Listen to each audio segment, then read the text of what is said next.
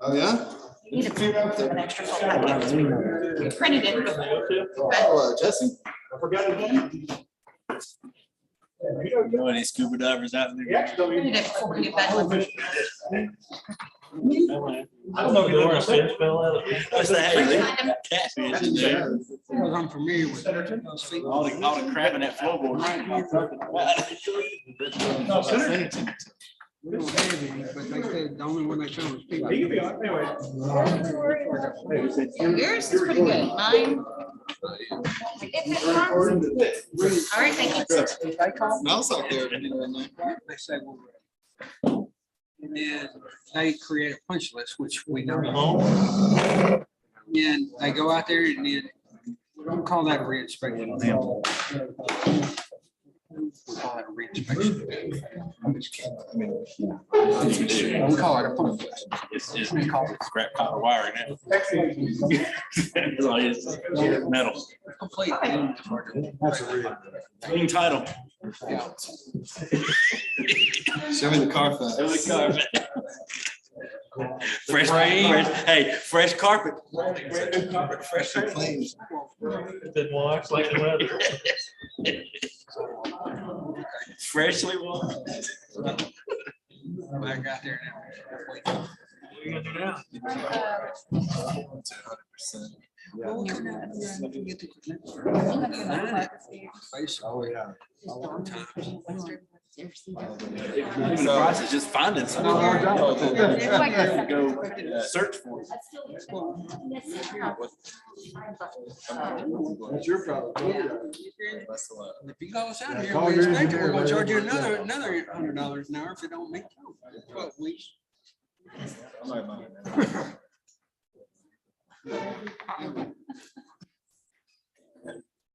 It worked. We don't have near this. Well, that's good.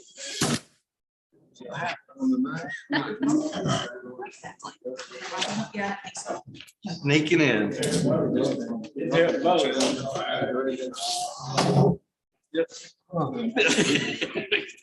all I got left right now. dude. That's all you get. One experience for now. Hang on to it. We didn't put the ownership on the contract. But other than that, I figured out red is.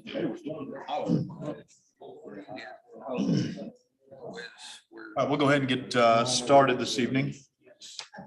We're going to start with the Centerton Board of Zoning Adjustments for June 7th, 2022 with a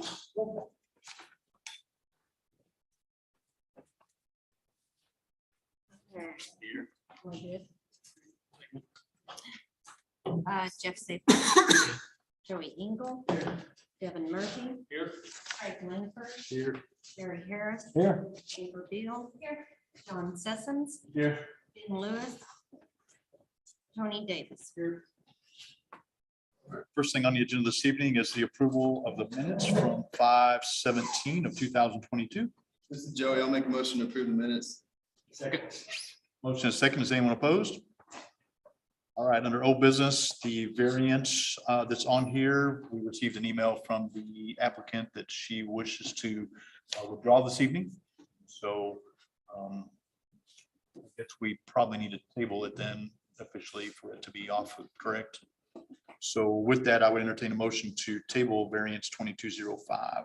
You can table it. Don, I motion to table variance 2205. Definitely. Can everyone please make sure to state your name whenever? Thank you. I did. All right, motion and a second to table. Is anyone opposed? All right, under announcements, of course, our next meeting will be announced as necessary. And with that, I would entertain a motion to adjourn. This Tony make a motion to adjourn. Jerry, a second. Motion and a second. Is anyone opposed? All right, now we'll go ahead and get started with our City of Centerton Planning Commission meeting for June 7th, 2022 with a roll call.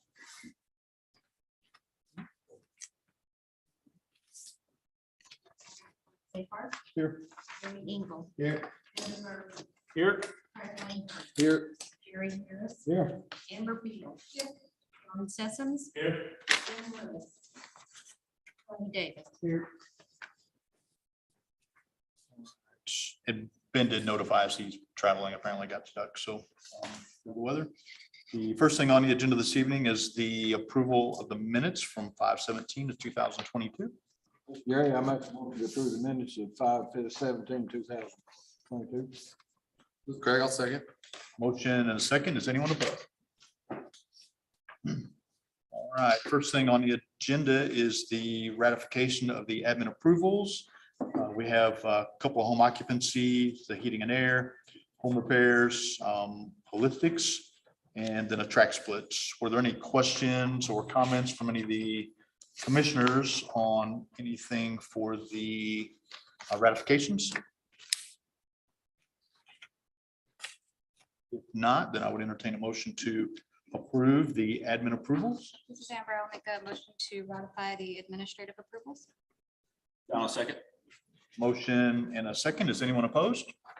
All right, first thing under new business this evening is subdivision 2106 Oakmont preliminary plat at the northwest, or sorry, north of Windsong Road, west side of North Vaughn Road, Arkansas 279 South. It is zoned R2, 18.61 acres, 61 single-family lots.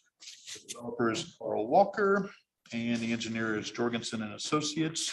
Is the applicant here to give us an overview of what you're requesting this evening? Sir, Jared Inman with Jorgensen and Associates.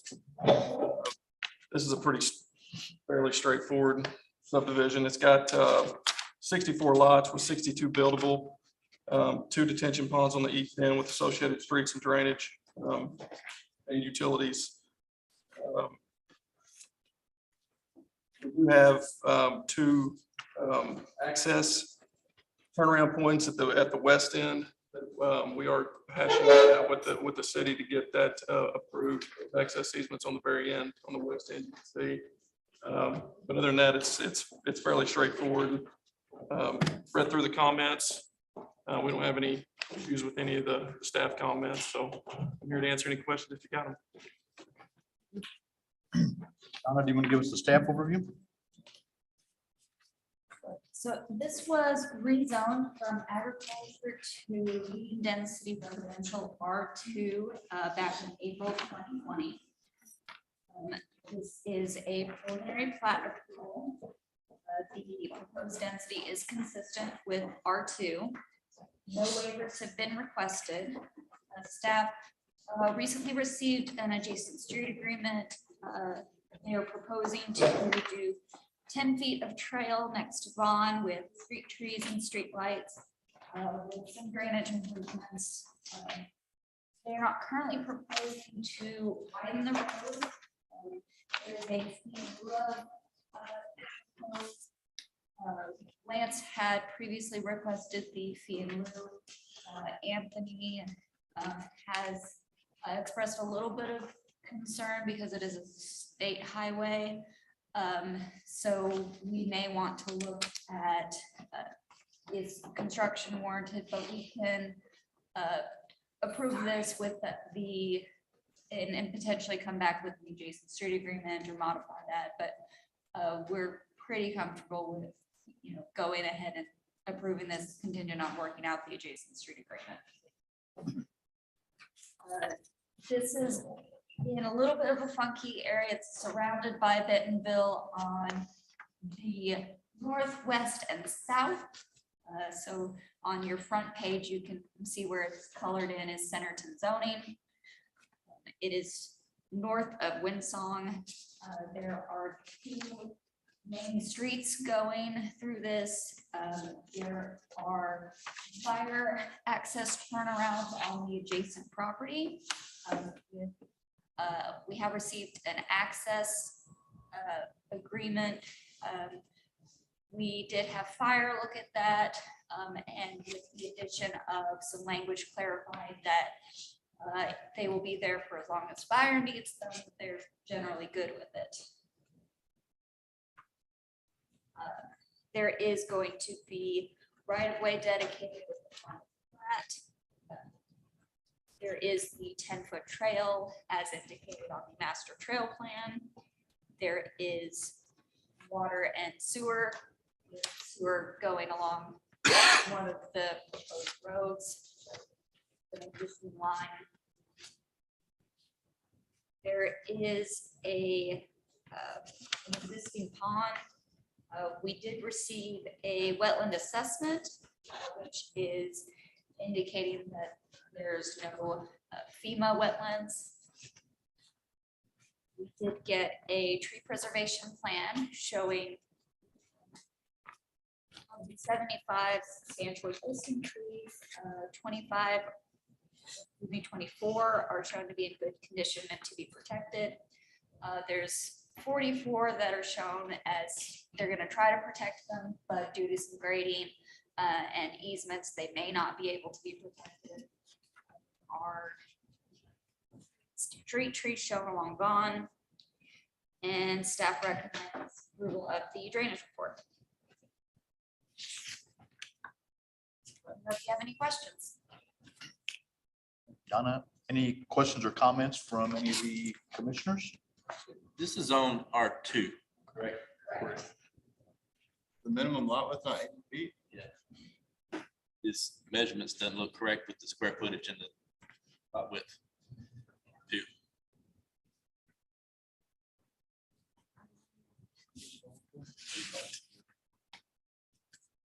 All these are 70 and below.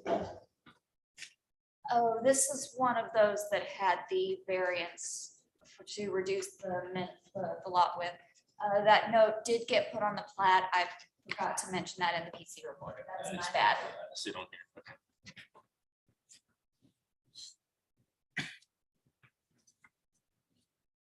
Any additional questions or comments? Yeah, absolutely. If you'll come up here for us, please, and just state your name and where you live, so we have record of it, please.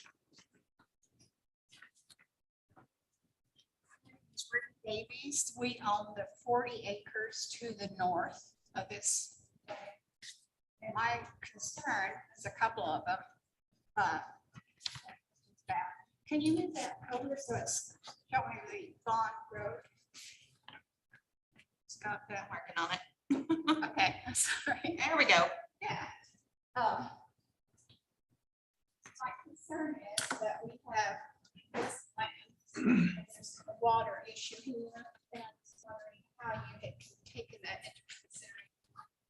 I can't read this, so I can't. I'm gonna zoom in.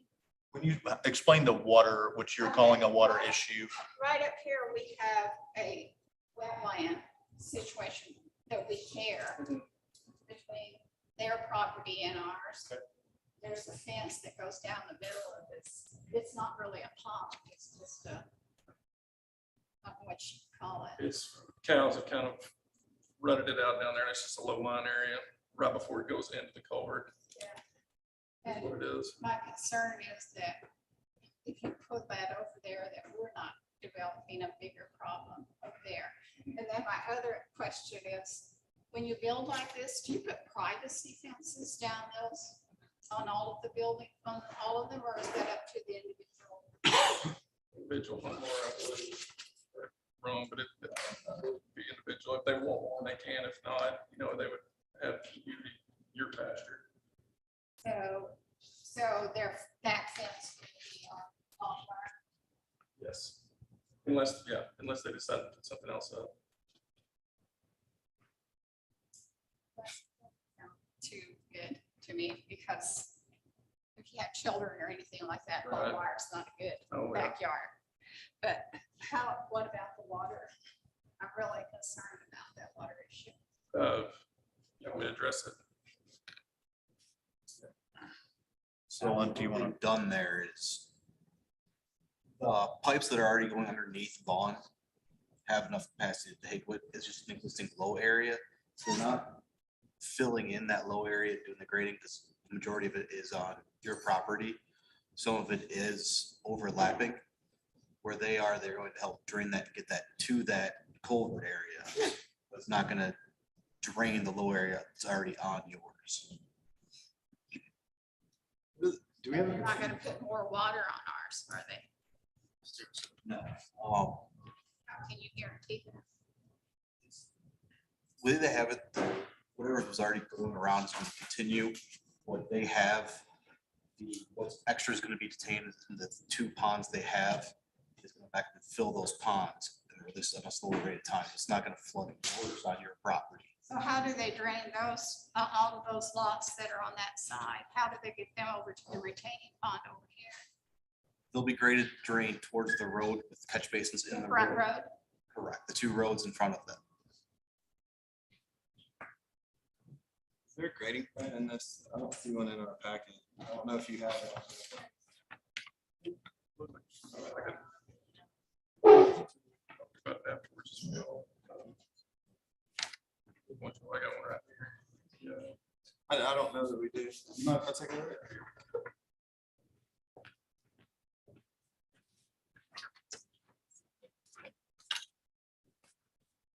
Part of the problem is that there was years ago a road, Stagecoach Road, that makes that lower than that area too. Yeah. So it wasn't just the cows, there's a road right over in our side.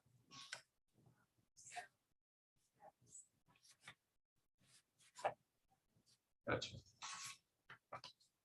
As they're looking at it, what I will tell you is they can't put any more on there than what was already there and existed before. And that's part of the calculations that they have to provide us.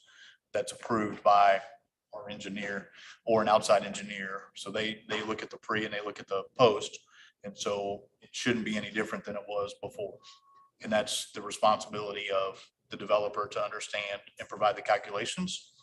And then that's what comes to us that says nobody downstream or upstream in this case should have any more than they have before.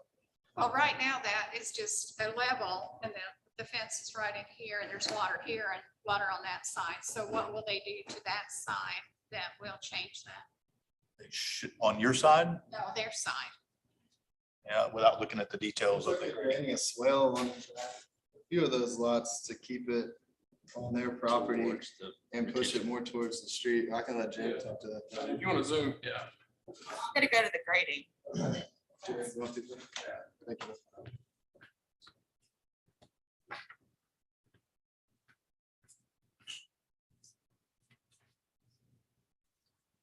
I just have to find it. Give me a minute. What sheet it is? Probably gonna be like sheet 10.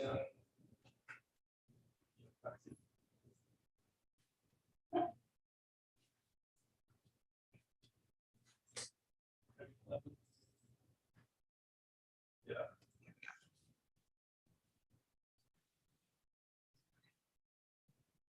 So this swell, there is a swell right here at the end of this.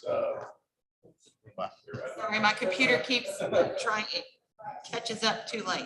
That's all right. So what's happening is the water that was originally getting through this site is being bypassed through drainage structures around the side, and then it outlets right here to a swell. So it'll be a full, I mean, it's gonna be a full. A swell is the bigger part. Well, it's gonna be it's basically gonna be a channel. Yeah, it's a ditch. It's gonna be- Yeah, so it'll be outletting in this ditch right here, and then it'll outlet down here closer to this head wall, and it'll drain. The way we've got the elevations, it's gonna drain from that point to that point. Okay, but if it comes out right here, ours is right here. So what keeps it from going right there? Do you see what I'm saying? Yeah. So it comes out, whatever this is, it comes here. So ours is right there. So it looks to me like it's just gonna go right there. Would you, I guess, be opposed, we can talk about this after too, would you be opposed to, fixing that area if that is an issue? Where everything is for sure draining there and it's not a hole? Well, I mean, if it's a hole right now, it needs to go here, just filling that into where the drain would be on your place in this corner. No, while they're, Doing that. yeah, I mean, I could see, I mean, obviously it's not my decision. Be the developer, but we look at it. We just need to make sure that the problem we have doesn't get bigger. Right, absolutely. I think that's what he's done here. technically he can't control the water on your side. He can't grade or do any modifications to your side, but it looks like it's picked up all the water and tried to contain it in that ditch and then route it closer to the outlet. But this is still ours over here, so. Right, so he can only grade on his site, he can only adjust things on his site, so what he was asking is if there's a solution where maybe they could go a little further to your property to fix the whole thing. And do that. I think that's what we probably should look at together. Right. Yeah, that's what I was getting at. Yeah, and he's not obligated to do that, he's completely offering it, and I think like you said, it would be up to the And developer. they may not want to, but Well, they're gonna be down here doing stuff anyway, so I mean, it's not gonna be that big of a deal to just look at it. And then the lots are designed, as it was mentioned, the lots are also designed to bring it into the street. The street will handle. Actually, they drain across each other. Yeah, the ones in the back right here are situated to go to the detention pond. and there won't be any houses right in this corner. No, and this is all pond, and then right south of here is all pond. Yeah. Okay. Thanks. I just give him your information so that he has it. That way, if you guys want to have a conversation.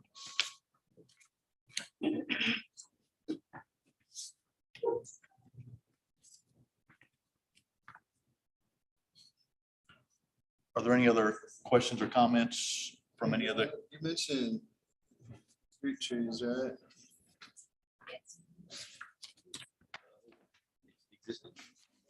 Okay. I know there's some utilities out front. I didn't know. Took those into account. Oh, it's actually in the right of, will RDOT let them do that?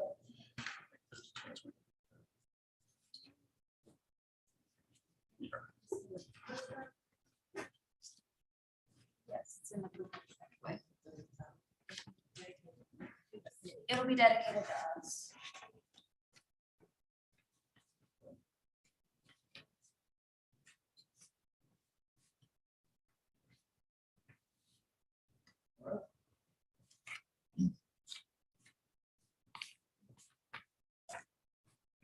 Any other questions or comments?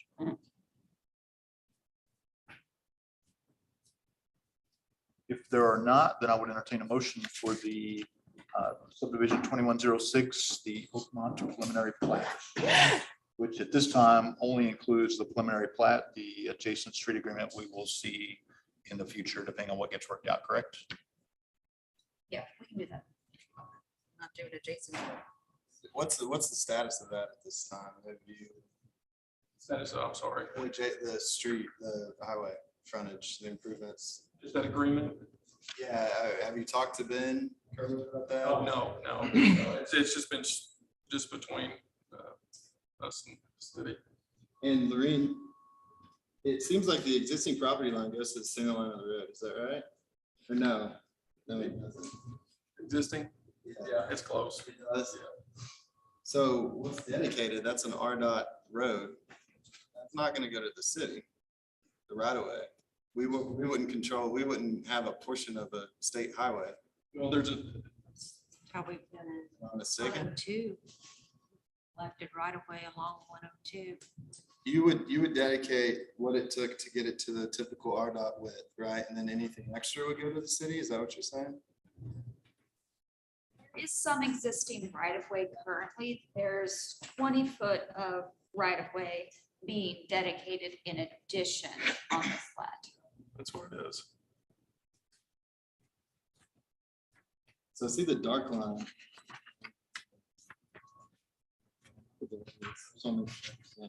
See the dark line, which looks to be almost in the center of the road. Is that the existing property line? Yeah, and I think that is the deeded legal description, but I think Well, no, right here on, there is an existing 25-foot right of way. Yeah, that's what it is. okay, I see. And then, yeah, we're 20 on top of that.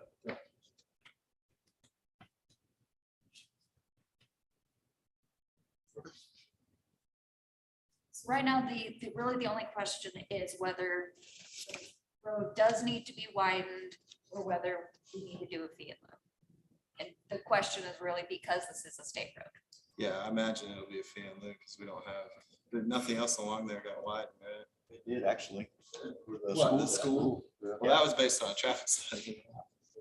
But there is a section of it that's wider. Sure. The Public Works Department came and talked to us today and they had stated that they would like for it to be constructed.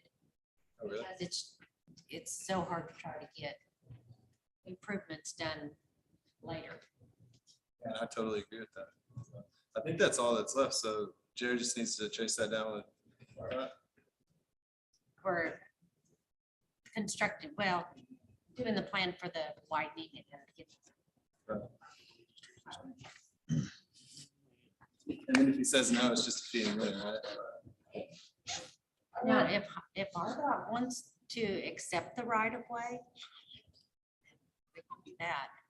It just on, I just know on 102, when we had developments, they would dedicate the right of way to the city. And then when they did improvements, then we turn that over. We accept them on behalf of the public. I got you. And then they, Because it goes with the final plat. I got it. because we can't accept the right of way on behalf of RDOT. Right. Other than that, comments are pretty minor. We have no major concerns. So with that, I would entertain a motion for subdivision 2106, the Oakmont preliminary plat.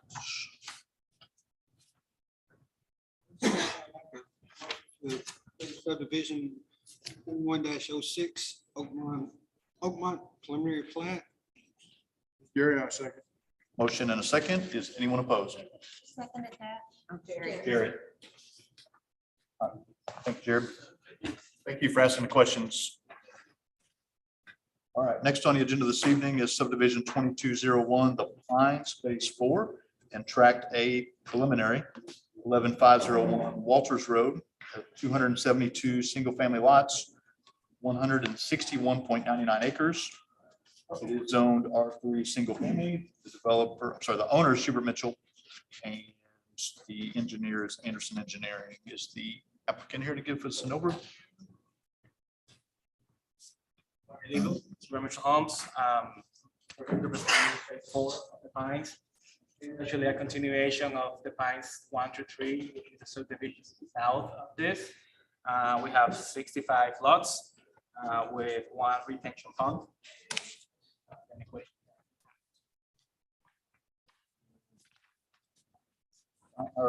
Diane, this is you. Yes. Sorry, one minor correction. Oakmont is 2107, not 2106. 2107. Yes. Sorry to interrupt.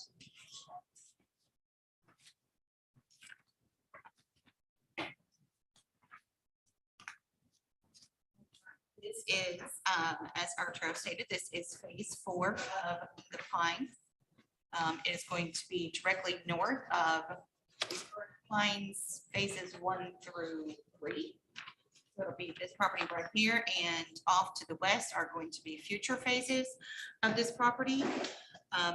They have submitted their preliminary plat for this, and as Arturo said, it does have 65 buildable lots, 1 unbuildable retention lot, and the remainder of the tract. But this particular plat is just going to be 21.10 acres, and it's located at 11501 Walters Road. So R3, single family, medium high density residential.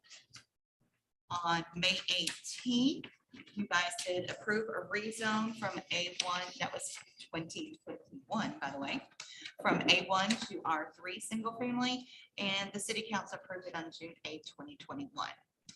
Y'all's approval is needed this evening for the preliminary plat and plans, the adjacent street improvement agreement, and staff request that should approval be granted, be contingent on remaining staff comments as applicable. And this one has very few staff comments left on this one. As far as zoning density, it's approximately 3 units per acre. Lot sizes are from about 0.14 acres to 0.32, but on average, they're about 0.19 acre. Utility service, they are building a lift station at the far northwest portion. So it's gonna be the portion way up here in their future phases, they're gonna be building a lift station. And then it will connect down to, all the way down here through phase 4 to Walters Road, where it will go south on Walters Road to an existing manhole down at the corner, near the corner of Herbaugh and Walters Road. Right out one place. And then water, that one, they will be connecting for this particular phase, right on Walters Road with an existing 8-inch water line there on Walters Road. The property does not appear to be within a designated floodplain. Wetlands, there does appear to be a little pond, so we would like that a wetlands inventory be completed before construction, just to make sure it's not a wetland, that it's just your basic pond. Access, they do have one access onto, zoom out so y'all can see what's going on here. They have one access onto Walters Road. They will be constructing basically the entire, they will be constructing the entire width of Short Road. There just will not be curb and gutter on the north side. And they are also connecting to Jazz Avenue in phase 3 of the Pines. So they do have access, and then of course you see they have the different cul-de-sacs, and then they have a stub out to the future development there to the west and north.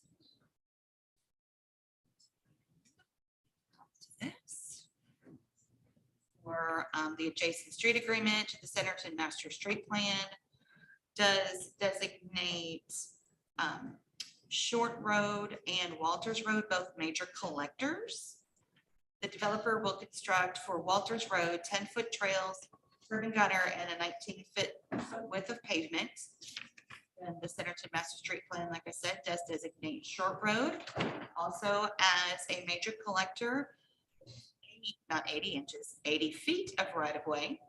And the developer will construct a 5-foot sidewalk on the south side only, so that would be along their property. Curb and gutter, and 26-foot street back of curb.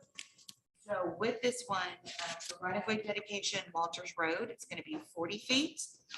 But since the odd situation trying to build that full street width, so it would work as this develop out further to the west, they are dedicating 68 feet of right-of-way for Short Road to be able to fit all those improvements in it, and still have a shoulder on the north side for the full width.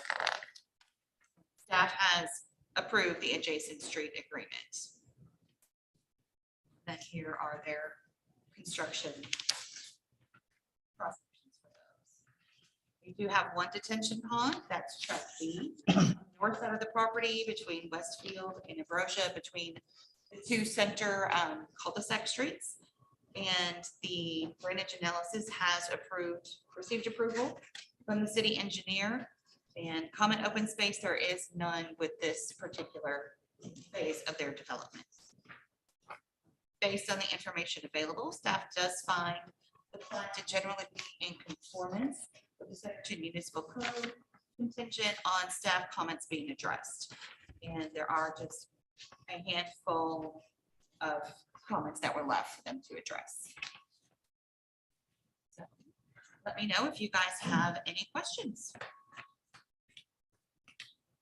Back out to the plat here. Any questions or comments from any of the commissioners?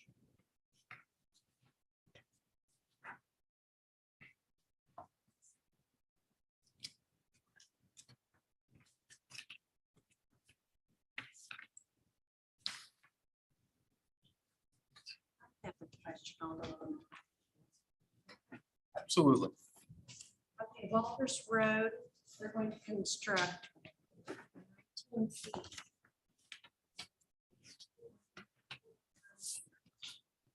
What is the total width of the road? Let me look at their actual adjacent street. Oh, of course I do. The width of the road, they are dedicating 40 feet of right of way on their side. I think Walters Road, because there's nothing developed on the other side, and further to the northeast for Orchard Park, they just did 30 feet. Lines to the south, they did 40 feet on their side. What's the road construction on it? It just has that they're constructing It'll be 19, trails, curb and gutter. It's a 19. it'll be foot 19 from the road? center line. No, Okay, so what's the total width of the road? Okay, so 19 feet from center line. And then what is that? Walford Road not done. Walters Road is paved. And then I'm just This will be additional. Well, it's from the center line, so I don't know what. The the agreement's total width. 19 feet from the center line. I believe it's a 25-foot road right now. So it'd be roughly 31 feet when it's all paved. It looks about 5 or 6 feet. If you go to this site. The reason why it just says wide 19 feet is over streets, when they widen the roads, they will have to mill that width to a minimum of 8 feet. That's the lowest width a paver can pave, so they don't get the same joint in their hand placing the asphalt. That's the big part of the agreement on that, is why it's 19. They'll have to mill part of the existing in order to get that width for the widening. And you can see it real well at the northeast corner. Yeah, can you zoom in a little more?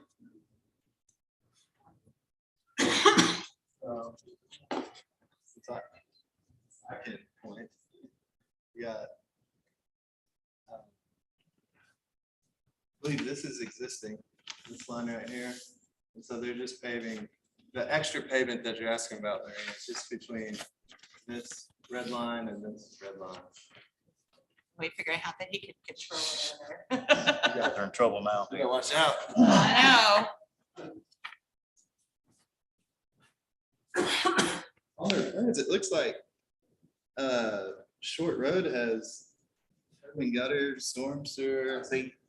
That was a mistake. You said curb and gutter is going on both sides of Short Road. Okay. Along that property line there, because there are, like you said, curb inlets along that north side.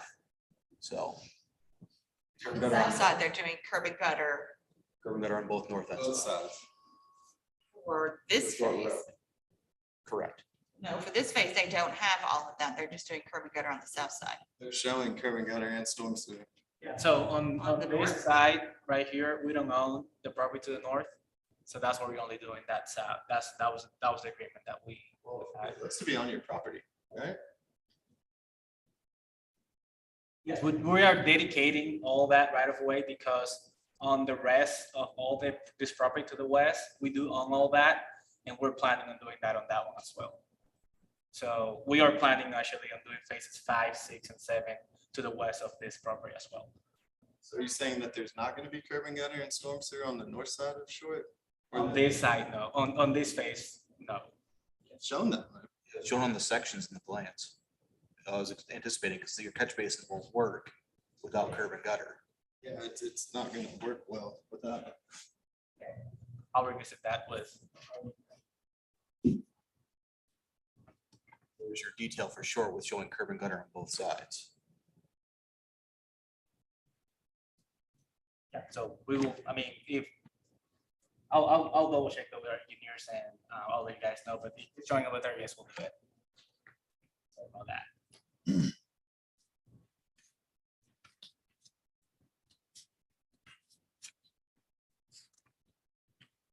Does that answer your question? I'm not sure.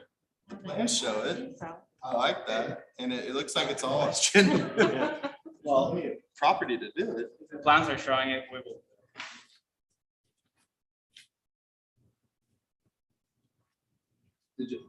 Was there discussion back and forth about it or? Just a second, I'm gonna look at their Jason's agreement, gonna pull it up.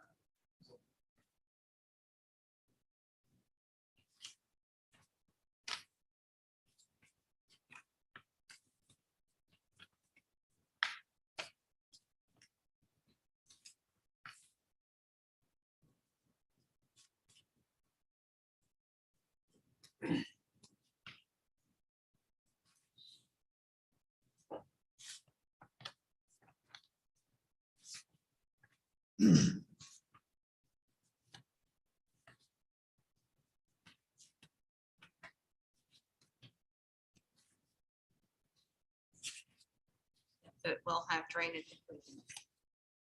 It's back a curb to back a curb.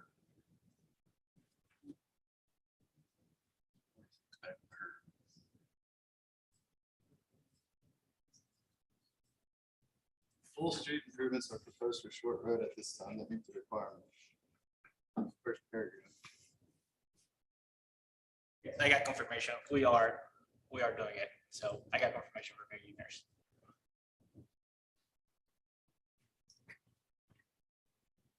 What's it mean by Walters Road and limited? What's it mean by the limited full street improvements for shorts? I get our engineers on the phone to answer that. Is that allowed to you guys? Is that something we're open to? Limited full street improvements is one of the options described in the street plan. There's actually that section of the code later in your packets and with the West Winds adjacent street discussion. I think it's a little contradicting itself because the full street improvements are proposed for Short Road. It goes on to, it looks like describe something that's not full street. It is full as far as the fact that they're not full because they're not doing green space and sidewalk on the north side because that's off of their property. They don't own the property to the north on this side. They're building the full street width and the sidewalk and green space on the south side and curb and gutter on both sides, but not green space and sidewalk on the north. That makes sense. Part of the limitation. correct. So that's why it wouldn't be considered full because they're not doing Sidewalk? green space and the sidewalk on the north side because they don't own that property. Well, they do own the property, but it looks like the grading to get that done in a couple without grading on the side. Correct. So they're making it a full street so that it's usable. So when someone does come in, So when the north develops, we can tack on and go. then they would complete out that green space and sidewalk on that side. Yeah, I remember talking about that a while. Specifically talking Yeah. about, we had to move the trail. Now that we're all on the same. I think we're all on the same page. One other thing, there's an access easement along the southern property line that runs the whole width. It says to be on this plat. You guys allow abandonment by a final plat, not by separate document. What kind of easement is it? Access easement in the favor of the city of Seneca. It's an old road. Correct. There's an existing 2019. They had to do that in order to have fire access for the building the Pines, phase 1 through 3. I think it was in an already existing access drive of some sort. Yeah, it says gravel road. Yeah. Yeah, there used to be a house all the way to the west of this property right there. So that was their access before.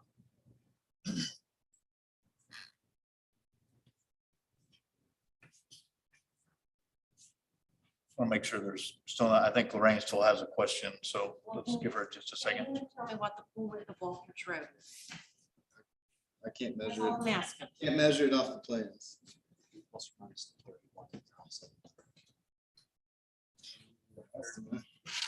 don't really know what's on the other side. The center. 30, over 30, but under 40. Based on my quick scaling. It's 31 is the answer. Oh, it's a-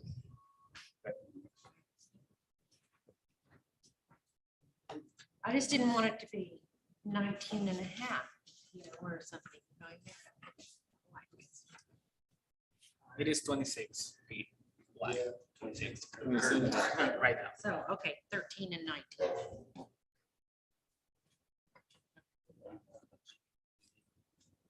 Agreement. Are there any additional questions or comments from other staff or any of the commissioners?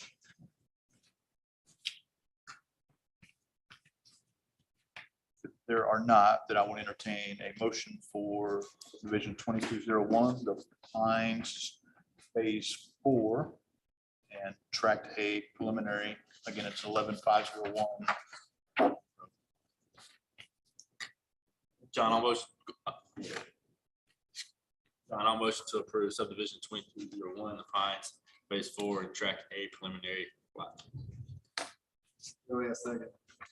We have a motion and a second. Is anyone opposed? Thank you. Good luck. All right, next on the agenda is subdivision 2106 Crystal Cove Townhomes. This is a change order. Kenyon and Keller Road is zoned RTH MF12, 30.99 acres, 213 lots, 208 dwelling units, 5 non-buildable. Phil here, you're gonna give us an overview of what you're requesting? That's who got the double one. I did, I realized that it was missing from one, so everyone does have one, but you, okay, prize, because you found the double one that I could. Phil, what are you requesting?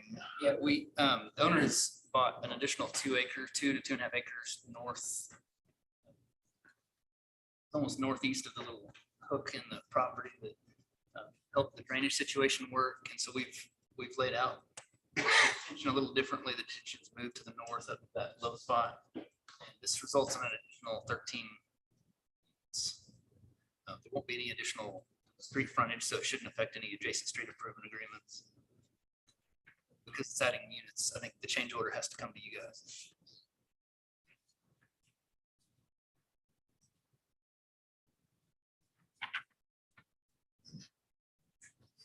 The PRD, right?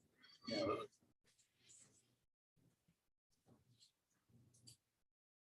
It wasn't for detention. We got some more units too, right? Yeah. To be honest with you, though, it was for elevation, because it flows up to our northeast corner up on Canyon. Probably grade line to work, so that gets us a deeper pond.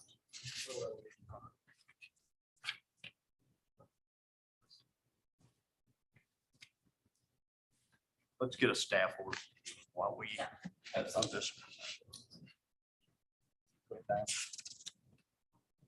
This is Crystal Cove. Like I said, it is already under construction. And typically a change order would not go to you guys, but since it is adding lots and moving detention from where it was originally, Lauren said that it should go to you guys since it's more than just, hey, we moved a sewer line. They have added this 2 acres right about here in this area.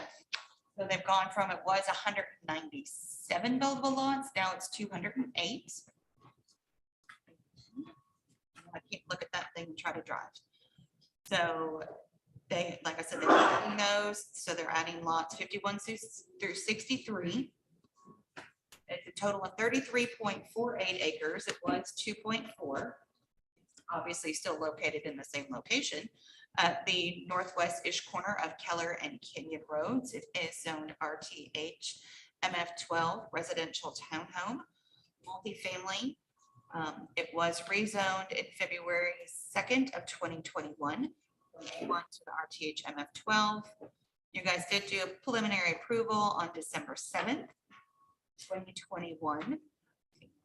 It went to construction February 16th, 2022. More recently, they did do a track split with the property owner to the north. And you guys ratified that on April 5th. And that added this 2.4 acres to the development. We still are all meeting the RTH MF12 requirements of the lot width and size. Utility services are still the same. They are connecting to sewer, an existing manhole on the east side of Keller Road, south of the property, through an existing utility easement, and water lines from the east side of Keller Road and on the south side of Kidney Road. There doesn't appear to be any floodplain. There were no wetlands found on the property. Still have one street proposed onto Kenyon Road. Whoops, that was not intentional. To Keller Road. Then they also have one on Kenyon. Now, one thing that did change, this was the original proposal that you guys approved. And as you see, this street stubs out and their detention was here. With the additional property now, everybody vomit with moving the screen around. They have connected this stub out down to this other road. The detention is now here on the north end, and they have added these lots right along the east side of name of that street. Oh, you're talking the east side. Yeah. Amethyst, I think it's Amethyst. Is it just 13? It's 18 total, 13 and 5. The 5, There's one that's, where are the 5 unbuildable at? Yeah. Well, they're scattered throughout, but. hang on just a second, Right. So we got some of these back. hang on. Yeah, but it looks like there was some on. Right here. So these were added. Yeah, that's these that were it. Is that it? We got a diagram for you, Joey. So these are No, that's 18, just- these are 18. 5 of those 18, according to this. should be up. So that's 18. Well, the unbuildable are these. They're right here. Like Can you point on the screen, Phil, just so we can all see? It's the green. I'm sorry. Obviously, So these were added, and all that. these were added. And then these, I think this other color is your. Those are the unbuildable lots. Yeah, blue is the detention, green is the open park. Yeah. Common area. 18 new lots. So that's 18. 18 new I lots. believe it. Well, I don't know if We lost some with the road going through. Plus 18 minus 5. Yeah. That's where it came from. Where did he lose them? Where the road where Amethyst goes through now, Yeah, where the by road. the two green parks just north of the main east Yeah, there park was road. there. There was a few more lots. It went all the way across, so you lost a couple. We lost up 5 the road, plus, yeah. we added 18, so it's a plus 13. I got you. Okay. For a net of 13. Additional lot. Now we're tracking. Public school man. I understand, like you're just counting the ones that were in the new parcel, like, hey, wait, doesn't add up. Yeah, and it doesn't add up. Let's make sure it was. Dan, do you have additional? I'm gonna make sure since I got distracted. Okay. Yeah, was that, where does that put his density? Rose? Density, I did, let me go back up to here, because I did include that. Peter, catch up. Wanna-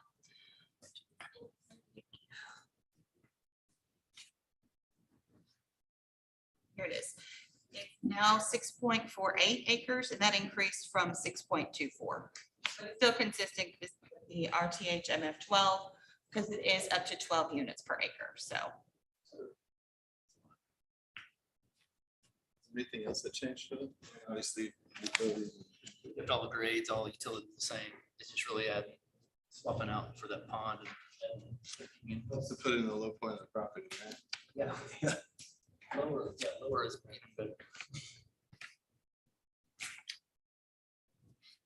That's all I have.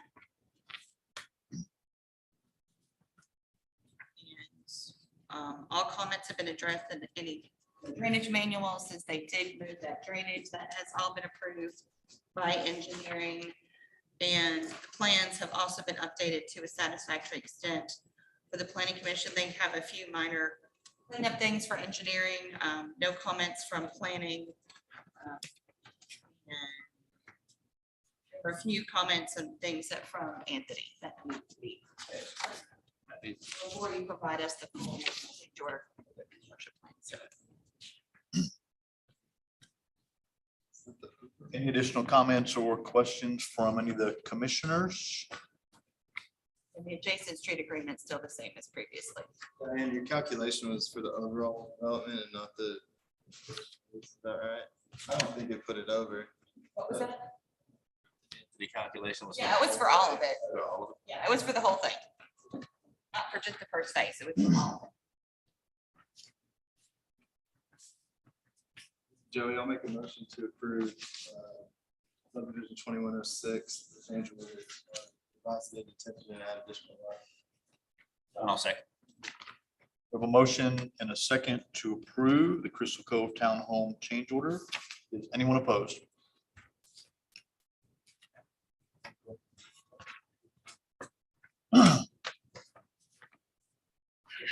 Next on the agenda this evening is subdivision 2117 West Winds adjacent street agreement, northwest corner of Highway 102 and Kitty Road. It's zoned C2 and R3 single family, 60.47 acres, 179 single family lots, 3 commercial lots. And the developer is TriStar Contractors. In here, oh, it's you again. I just see your name on there, sorry. I didn't know. Rave review. Oh. Sorry. Well, glad to have you back. Thanks, Joey. There's one of us.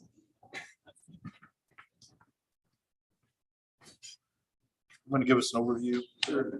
We're working through the preliminary plat, but 60 acres, I believe it's 188 lots, if I remember right. R3 subdivision, it's on the corner of Kitty Road and Highway 102, just before the turn out there at the far west side of town. Kitty Road's a dirt road today, and so we have frontage of Kitty Road, and we're proposing a standard 25-foot wide asphalt with ditches per your code. And with sidewalk, and we're also proposing sidewalk along Highway 102. We were asked to send an email to Ed Gerwood about 102 to make sure he wasn't planning on or expecting improvements to 102. I'm sorry. We sent an email. I think Donna has. Yeah, I've seen it. Confirmed about 102 that no. Emails. So really, we're just talking about the Kitty Road improvements? Yeah, and then I guess the sidewalk improvements to 102, plus 5-foot sidewalk.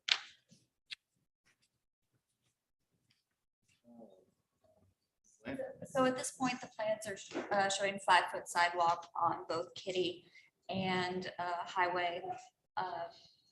Right now, Kitty is entirely on Westwood's property. So if we can get right of way on the other side, we can potentially do more, as there is a 10-foot trail shown here.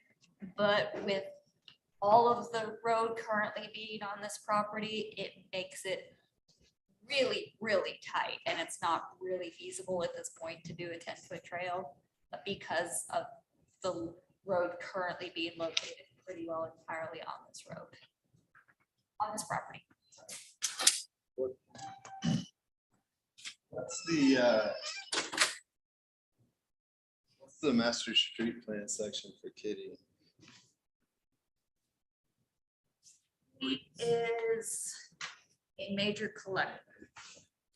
So this is the typical section when it's fully built out.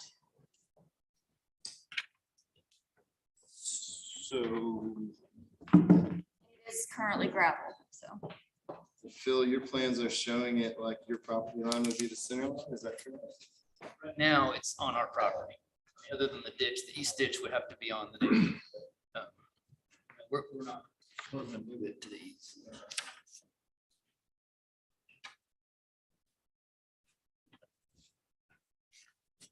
Two things I think we're wanting to ask. I know the one is, the easy one is on 102. I think it prescribes for a 10-foot path, and the plan is just to put a 5-foot path on. And on Kitty, it's a 40-foot dedication. Ditch on the west side and the sidewalk. Master Trails Plan ask for a 10-foot trail. But with a 25-foot road fully on their property with a ditch, even the 5-foot sidewalk almost doesn't fit. Want to go over that. No, I mean, that makes sense. I think we could flop it. We're asking to flop it to the other side, right? Where you have, even when they develop the east, they would then have to do the upgrades to put the curb on, widen it, and then do the 10-foot trail on that east side.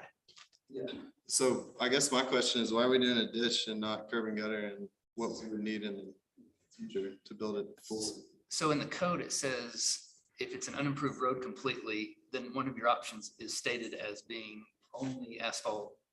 The next developer would come back and do the remaining widening with curb and gutter, storm drain and sidewalk. It may be coming up here. Yeah. So we're just following what was listed here. With this 38 feet, you're gonna build 25 of it. So they'd have. They wouldn't be required to build, you're gonna take up some of their half of the street. Yeah. And in return, they would do curb and gutter. Correct.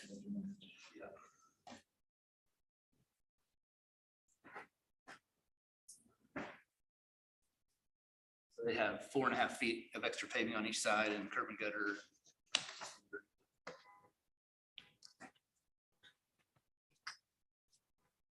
Is there anything in the future that would prevent in this design that would prevent the curb and gutter and storm drain? No. It's all set up with the right amount of right of way dedicated.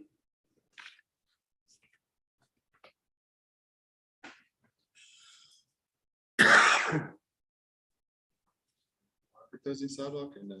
We are on our side. 5 foot. Yeah.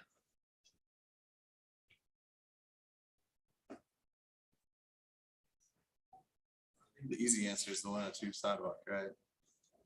That's one I thought would be easy, is just doing a 5-foot instead of 10. I don't know, please correct me. Was it, they were just gonna do 5 and a fee for the other 5, or Right now, the proposal is 5 just foot. 5? Just 5, okay. That's on, On 102. why aren't we asking for the full width? on 102. Because if they, when they upgrade with how the ditches are in that area, try and do it now. The worry is ripping it out and doing it then. We don't know. We have it, you have a timeline or anything? Well, those are commercial lots that are gonna develop, so Oh, I got you. it'll end up being built with.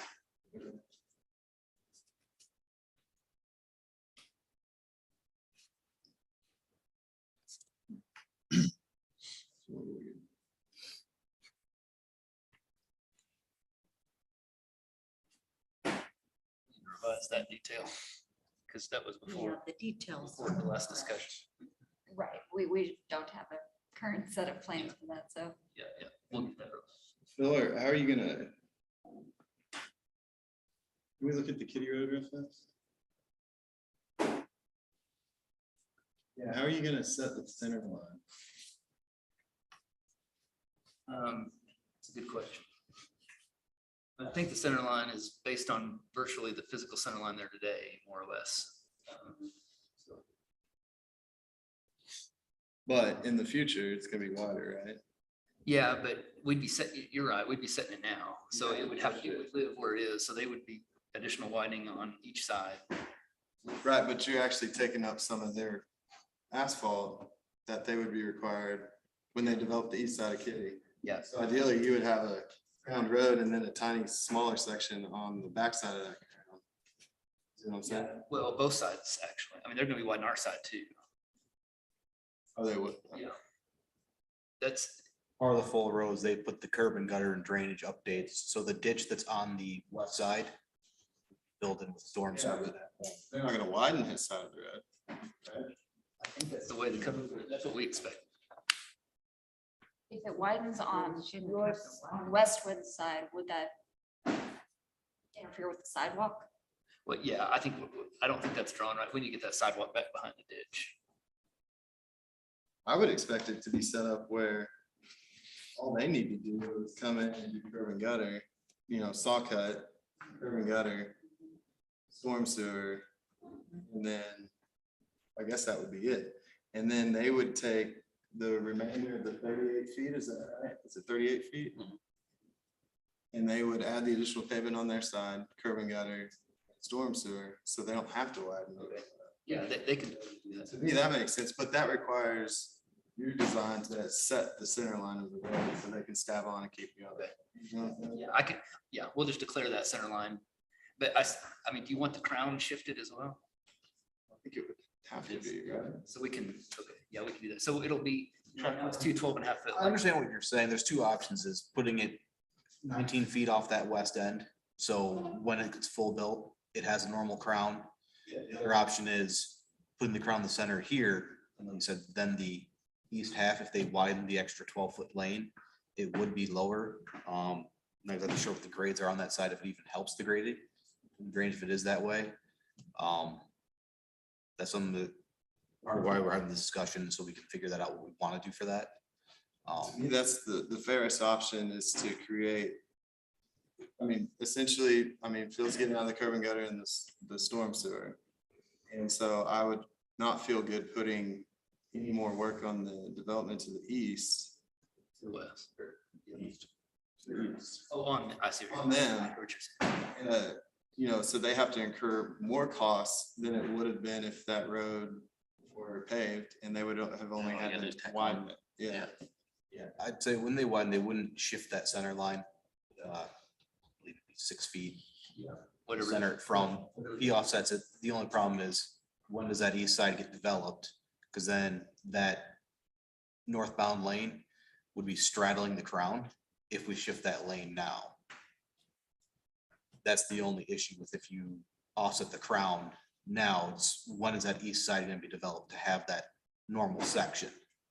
To where, if it happens in a year, that's great. If it doesn't happen until for 6 years, it creates that odd surface to be driving on, you're straddling the crown.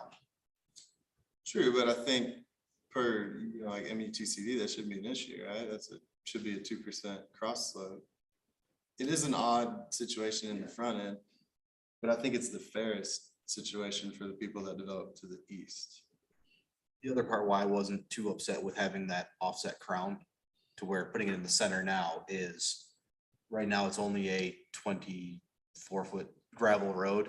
It does drop off into a ditch. So if we offset that crown, it's building that up or messing with that sub base on the gravel. And when they go in and do widen it, it's more work in that ditch to bring up that grade. At 2%, we're talking inches. It's not anything terrible, but I don't think it would would be a be an huge offset crown deal for to the leave. left turn lane. I don't think it'd be a huge deal to leave the crown like it is, because I think the intention is a 3-lane road, for a turn lane, 2 lanes and a turn lane. So you'd have the crown separating the southbound lane and the turn lane, more or less. Rather than it being right in the center of the turn lane. I think it just shifts. It's the driving surface now temporarily, or the driving surface in the future, which would be fun. Correct.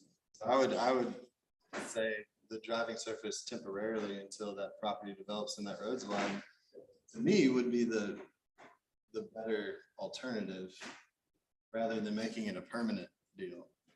But again, I don't think it's gonna be different than normal, but I don't think it's gonna be too severe. That's just fine. Things always get weird when you. Yeah, it is. We're fine with that offset. That's no problem. Just throwing it. Good with that. Okay, that's fine. So we can go do that, and so we loop public works in tomorrow. Up in the center line, so it'll be centered when the east side's developed.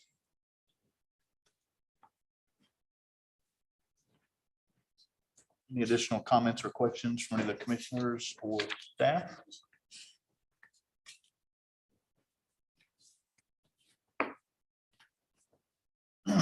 If not, then I'm going to entertain a motion for subdivision 2117. This is discussion. I'm sorry. So we'll approve Jason's street agreement when the rest of it comes in. Thank you. Appreciate your help. Thank you. All right, next on the agenda this evening, also discussion, is the conditional use 2202 Big Sky Phase 2 model home. The conditional use discussion regarding clarification of approval which we gave on March 1st of 2022. The background, and then I think Lorraine and or Diane both will cover this with us. The discussion is that we approved the conditional use. They were requesting a model home for a Big Sky subdivision phase 2. The applicant was under the understanding that we had approved the building of it without a final plat, which is not part of any discussion that I have found that we were aware of that evening. And so there's a lot of dialogue. There's a lot of, the notes are here. And so including a narrative statement that I don't believe we saw that evening. Is that correct? The narrative statement we didn't see that evening, correct? So the narrative statement was provided to staff, but not provided to us that evening for discussion, which was provided by Gavin, which is the applicant. So I don't know, Lorraine or Diane, if you want to give us any additional background before we have a discussion. I'll let Diane start with what she knows about this and fill you in on the discussions I've had with the building inspector and utilities director. Okay. Yeah, we do know that it was submitted as a temporary model home sales office. Know that he would like to construct it prior to final plat. But, you know, we've also told him, it's up to the building inspectors to, if that's allowed. And they said, no, nothing can be done until there's a final plat for that particular property. So to me, that seems odd because if there's no final plat, that's one home on one giant lot, right? I mean, this happens all over everywhere. It's a very typical process. The only kicker would be the utilities, and I see there's already a service there. Is that what it? Water service, right? There is a Sewer, because there's an odd sentence in there that said There's sewer across Walters Road. but Big Sky Phase 2 to connect service to that. Lot 71 is the one that he's requested to have the model home. It's in place, you just gotta make it. So again, the understanding and the reason, I'm sorry you guys didn't get the narrative up front, because that probably would have explained a lot to you, because my conversations, obviously realizing that we didn't have a final plat, this is the whole purpose of even going through a conditional use. I mean, why would I even bother? And it's obviously not for residential use, it's for sales office for that subdivision. With the idea of how long it's taking to get houses built, the idea was, well, let us do it at the same time. We'll still go through permitting, we'll still have to do all the inspections, we'll still have to do the same sort. They'll basically work at about the same time. So the house or the dwelling would be almost to a C of O about the time the subdivision will be a final plat. However, we would not be allowed to get a C of O. I was told and understood in the whole purpose of doing the permitting until we got the final plat. So we wouldn't have got a final certificate of occupancy until after C of O anyway. Honestly, I thought it was implied because there would be no reason for you to do it if you couldn't.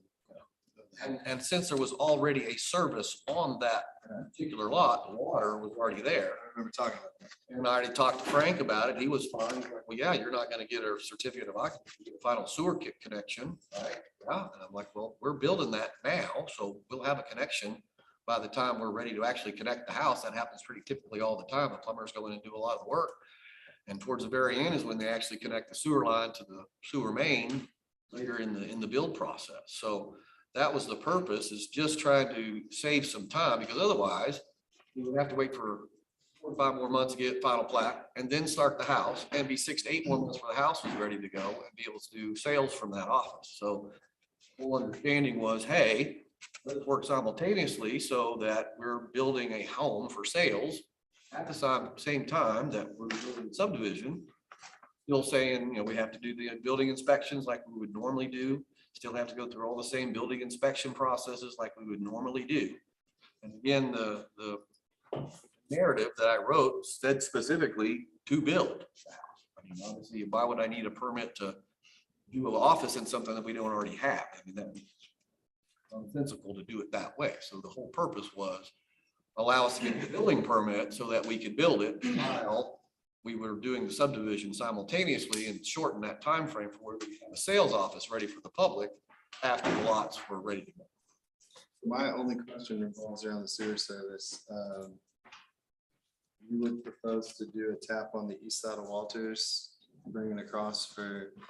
That was not the even- worst case scenario, because Frank was like, well, what if you guys don't finish the subdivision, which is the, okay, I get it. Well, I guess like any other foreclosure, anything else goes to the hell in a handbasket. There's a sewer line right across the street. The guy who buys it, takes it on as a foreclosure, goes across the street, connects the sewer across the street. That was Frank's, because Typically, the home would be connected to they'll make the tap on the new line that you're constructing. It'll get extended to the back of it, wherever it'll get capped, and then that's when the final plat happens, and then you'll tie on. So in this situation, since that sewer line won't be accepted prior to you getting ready to hook to sewer, I would imagine that you'd have to get a tap from across the street. But then at that point, you wouldn't need a so again, if that, Conditional use because it's a model home. I'm not saying that. I'm not saying that at all. I'm just saying, in the current situation, he couldn't. I could not get a next step in the inspection department to move forward until that sewer line was connected. If the sewer line was installed, it would shut me down right there and be stopped. Right. And you shouldn't have a water service without a sewer connection. But we're using the water surfaces there for construction purposes. That's the only reason. And that's the only reason we're picking that lot right there in the corner. So the prospect for doing that again and reason for is really timing. Yeah. Making it a functional sales office for the subdivision, you know, 30 days to 60 days after the subdivision has been final platted versus 6 or 8 months. I guess my whole thing revolved around if you wanted water and sewer prior to the final plat. Again, I said, my question was if you wanted water sewer prior to the final plat approval. If you do, it's there. If you don't, you're building it. I'm building it so that, again, it will be final platted, but I still couldn't get the C of O, utilize the building until we got connections and it was approved by the building department. You still have to go through the same identical inspections from the building department. All I was saying is you're covered both ways. You have existing utilities and you're building new utilities. I don't have a problem. I thought it was implied that when he came through with the conditional use that he was gonna build the model home. And it wasn't because we didn't have the narrative at the time. No, there was nothing in the staff report that indicated that it was requested to be built prior to final plat. I guess why would he ask for it if he wasn't gonna? That's was kind of what I was wondering. I had Because, I mean, at the end of the day, he's gonna need a conditional use for this location because it's a model home. So whether he did it ahead of time or he did it after the final plat, at the end of the day, he was gonna have to have the conditional use. And we've had others, you know, do conditional use on a certain lot that, you know, they want to do, like a clubhouse or something. I don't think that there was another avenue for you to request, for me as a builder developer, to request a way to do this other than through a conditional use process. There wasn't any other avenue that I knew of or was told of that we could apply to do this request. and there's not, so But the let's have, problem- but the issue that there was is that the narrative was not included. So it was not clear to everyone that the real request was that you were going to be that you were requesting to be allowed to build. So it's in your narrative, but it's not in the report. The other issue that came about was that somehow Robbie did not get notified of the conditional use request. And if he had, then he, would have responded. So without his response saying that I got a problem with this, and the attorney said, well, if y'all let them, he can connect to the 2-inch line, but he's not gonna be able to get sewer until they complete the short extension on part of the subdivision, but then that would have to be dedicated to the city and tested and bonded and everything. You'd have to go through all that, but then you also have electric and gas. The other issues and, So we've never done this. And I know that you said, you had stated, I believe when we listened to the minutes, you stated that it was a common practice. I think I said that, and it is in other cities. By code, per code, you can have one Robbie model. said that in Bentonville that they are doing this, but it's become a nightmare. One thing with that, it's just a hazard with the building inspectors going to a site that doesn't have improvements and it's in the middle of construction and it's not safe. They don't There's have. plenty of other inspectors that are out there doing the same thing for engineering and water and sewer and all that, so. I understand where Robert's coming from. There's other people from the city working in that same position that are under. Well, what they are saying is that they would not advise that the city start. It's what? So how the city handles it, again, where I'm standing from, I felt like I followed protocol and I did turn in a narrative and I have an email and resubmitted that to Eric Nystrom. And if y'all didn't get it, I'm sorry, I know we sent that in. But then I went back and I looked at the minutes that were actually during the meeting that day. And I think Eric was the one who was giving you the model home planner. It says, City Planner Eric Nystrom addressed the commission, giving a brief overview containing the following. The very first statement, it says, plan structural change, construct model home. It doesn't say when, Doesn't say when. which is where we're at, which is the reason we're here this evening. True, I get it.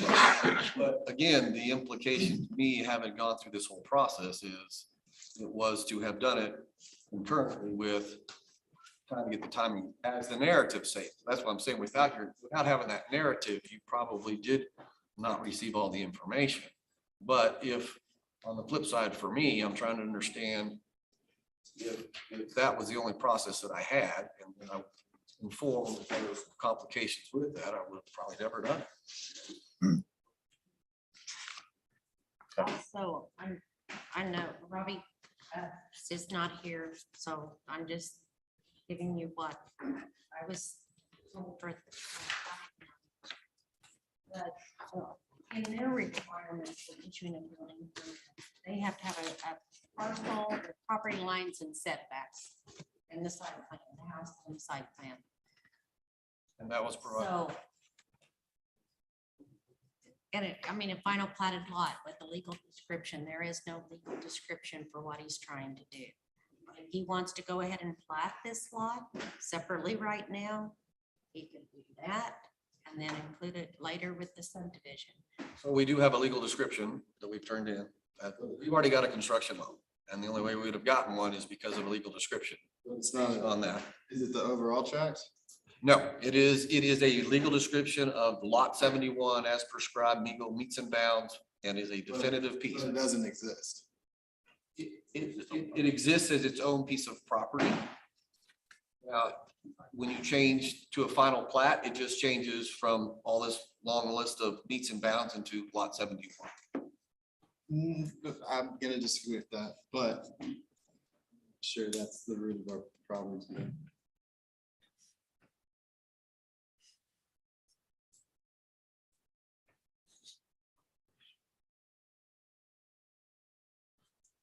Go back to that from other cities, I guess, and we probably don't know the answer to this evening. How would they handle that if there's not a true legal? Can I? Yeah, absolutely, absolutely. Sorry, I didn't bring mine. No, you're good. This is from Bentonville. Building permits for model homes. All new subdivisions containing more than 10 lots may be allowed to construct one model home, and subdivisions containing more than one phase, model homes shall be allowed only in the first phase of the subdivision. They should be placed adjacent to the primary entrance to the subdivision. Temporary offices intended for the purpose of marketing homes in the subdivision shall be placed inside the model home. Restrictions. Building permits for model homes shall not be issued until a preliminary plat is approved for the subdivision, fire protection is available, roads are cut to the site and covered with crushed base, water and sewer services shall be available, which he has. And if any lift stations, they shall be completely finished if required. And I think in the conditional use, it did say we would have to have a fire inspection and other things that would not necessarily be normal to a. This one is pretty common. Another thing that Robbie did mention, Jerry said that you have an empty lot in Big Sky Phase 1 that's just to the north of this, close to this area. And suggested doing a model home there that is close to this property, but not in the construction of this phase. And So we do don't. a model home on that lot. Well, that's the other combination that works as the developer. We own everything as well as being the builder in there. We're obviously promoting our own products as we're selling them down through the rest of the phases of the subdivision. So again, we couldn't close on any pre-sold homes or build other new homes, do that other stuff till there's a final plat. That's the understanding of being able to get those pre-solds done and get them lined out so that we do have the final plat. Again, it shortens that time frame down for us to be fighting. Guys, I remember talking about this because we asked them to pave that. So in the future, when it was finished, it would match. I mean, in my mind, the intent was to build it on the front. We said it right here in the minutes. I understand what the intent was, so we're just trying to clarify that this evening without the narrative that so we didn't have the narrative and we didn't have the discussion on when they could begin, which is what has stopped construction because the other folks that would complete what we approve doesn't have the clear direction. Have the narrative now. Because, yeah, it's right here. I didn't know if anybody else had seen it. That's why I was. Yeah, we have it. It was shared with us. But that evening, we didn't have it specifically, nor did we ever at any time discuss when it would start. So with that, when it came time for Gavin to construct it, it has caused a stoppage because of the confusion between Robbie is the building inspector and what we actually had approved that evening because there was not this discussion, if you will. Totally get it. Then I'm assuming he didn't see it ahead of time for whatever reason. And so there wasn't an opportunity for him to approve that. So that's what brings us here this evening.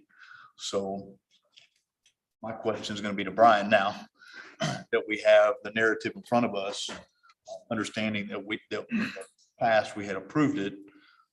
If as a commission, we decide that we want to approve it to start based on the request, how do we go about doing that? My concern is I don't think we've got anything in our code pertaining to a situation like this. And I think, Joey, you're reading from Bentonville Municipal Code, correct?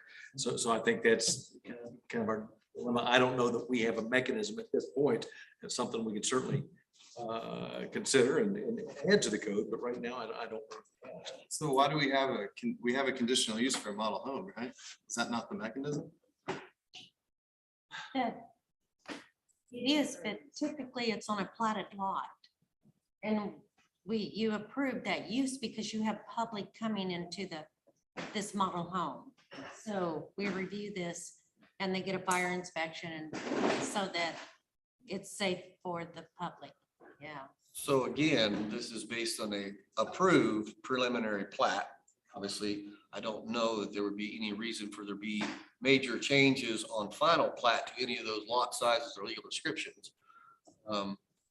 That's again, based on there is a plat and it's been approved ahead of this. I mean, if there were, you just have to adjust your lots to fix it.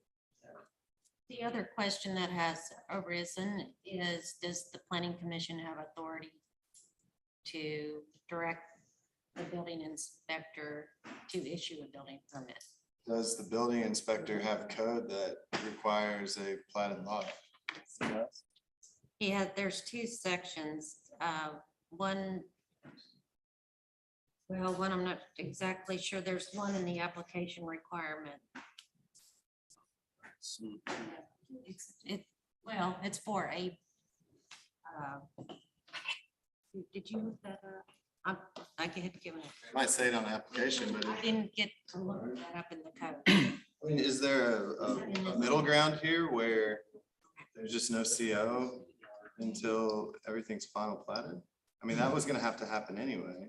And that was, again, my understanding on the conditional use is that until there was a final plat, you couldn't get a C of O. Well, okay, you know what I'm saying? That's not, I mean, that was expected for me. Again, my intent wasn't to try to build it and get it set up, and get in there, and start making sales. It was to shorten the time frame again while we were building the model home at the same time in order to have a nice place to receive people as opposed to first thing you see when you drive in a new subdivision, new construction in disastrous area all over the place. I think the biggest thing is the timing mechanism. Well, I mean, what about just a temporary CO? We don't do It that. wouldn't even be a temp CO. They don't need a CO to. I don't need a C of O. I will, it'll take me 5 months, 6 months to build the house and get even ready to get close to being ready for a final inspection, which is at the same time that the subdivision will be, so it's be ready instead of final plat. And the fail safe is, I'm again, trying to figure out how you can connect the sewer, how they'll let you connect. Yeah, If you use it- I understand we keep talking about, Temporary CO. yeah, and I don't think it's about the C of O. I think it really boils down to the trigger mechanism and who, if anybody, has the authority to approve that, for one thing. So I think the biggest question is, do we even have the authority to do that would be one question. And then number two, what else has to follow for us to be able to do that if that's what we want to do? Because what we don't want to do is approve something that would contradict a code that's behind the scenes, because then we're going to be back in the same spot arguing about what it is. So Is this a precedence that you want to start doing because others have hinted to, they've requested to start construction on a lot, on a future lot, and they were, denied. They were told they could not do so. So what are we gonna, there's and I can those understand that were not told starting that the other they one. could not, and then what's to stop everyone else from coming in and doing this? But every case is its own But we have nothing in our code submission with it. that lays out what's going to be required for this type of situation. Well, I guess it should have been laid out in the conditional use if that was an issue, right? and it would have been a Well, discussion. I understand. And each No, I understand. request is independent. When I read It's not a precedent. There was nothing in the report that indicated that he was requesting. Well, we certainly discussed it based on. We the discussed, minutes. looking at the minutes, we discussed it and we approved it. I mean, can we? Thing. approve Can it? we- Can't we? But we didn't approve when it should start. That's where the question is. It did. It said before. That was brought up at the meeting, but that's why I didn't know what had been discussed with staff on this. Do say prior to final. so my thought again is I acted on what I felt like was an approval and moved forward with getting appraisals done, construction loans done. So I'm sitting there with a construction loan, ready to build a house based on what I was told I was approved to do. So I've got, now what do? And it contradicts and says no building permit will not likely be issued without a final plat. So is that really true? That's a no. Who wrote I put that note on there when I was reading the minutes. And That was never discussed at the meeting.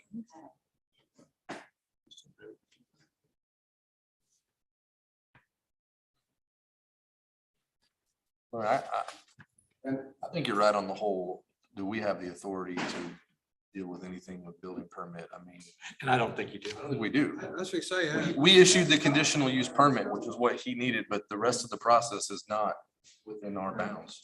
Bobby have a different code than what's in the code, because his is section 11. There's nothing that states. Requirements of application and so forth. His residential building permit is in his code, and he does have a site plan / plot plan on his checklist. So that's, You have one. What does it say? Yes. Oh, you mean it's the application? his application. I don't know. That's why I really wish Robbie had attended. He could describe a lot better what his code is than us. I mean, I would think that since we're talking about a code issue, would this not be something that the city council would have to approve as a waiver? Code? If it's in the code. Not even sure it's in the code, Tony. Right. I mean, that's promises. I thought what I understood was Robbie was saying that per their code, they could not issue That's the what I. connection until a plotted lot. And I don't know if he's referring to the building code or. The response we got was final plat. He's like, we can't do it with a final plat. And I'm like, but when I did the conditional use, I knew the request was before a final plat. And that was a reason for asking. That's my understanding. That Robbie's quoting some code that says I can't do this because it's not final platted, right? There, So the council can always issue or approve waivers. If it's a code, that we say we can't do it. We can't do it as a body, as a planning commission. We don't have the authority. The council can approve. They're the ultimate So deciding if they're gonna issue a waiver. I mean, we recommend stuff to the council. his, And that's why we're having the discussion. I'm there's trying. R to figure out- 1.062 and R 1.035. I'm gonna say it's the residential That's the building. code. residential building code. But it wouldn't have anything to do with us. but I'm trying to his, figure out if we need to continue discussing or if we just say, hey, we did it. And now It is in the code. does have his application is included in the code. What's this say? Is an attached, is this application an attachment to the code, so therefore. Yes. Does it say final plat anywhere in the code? Says site, Anything. It doesn't say anything about final plat. Site plans, but. Plot plan. And I asked, I got the recordings from that actual meeting, and again, nothing ever discussed, brought up about final plat has, nothing ever was discussed about that. Again, with me understanding that that was the reason why I was here, because I knew I didn't have a final plat just yet and wouldn't for some time. But being able to build that house at the same time in order to, again, have a model home. Hold on, go back. Sorry. per final plat. That's the plot plan. See, the only thing is it's asking it for the final plat on his application. Still doesn't necessarily mean anything for us per se, It says easement. unless we had approved something that would contradict a code, I guess, right? Right, exactly. Well, exactly. That's, Like, for these. I think that's outside your scope. So I mean, whatever you do, it may or may not benefit the applicant. Technically, They're not any easements. Yeah. So with that being said, Brian, is there anything else that we need to discuss other than the fact that we had approved it? But it boils down to the code.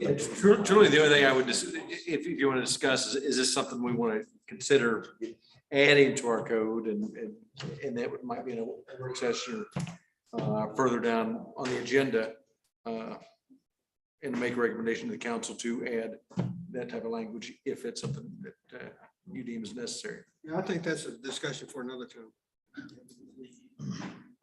Disagree.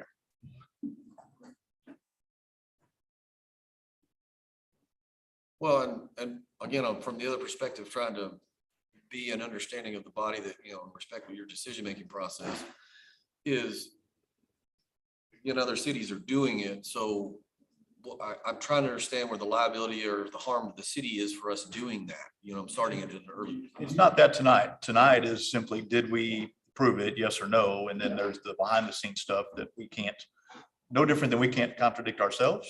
Or we can't contradict what other parts of the city do, specifically, whether it's fire or whether it's building or things like that. We can't contradict what they have to do. Unfortunately, he's not here this evening.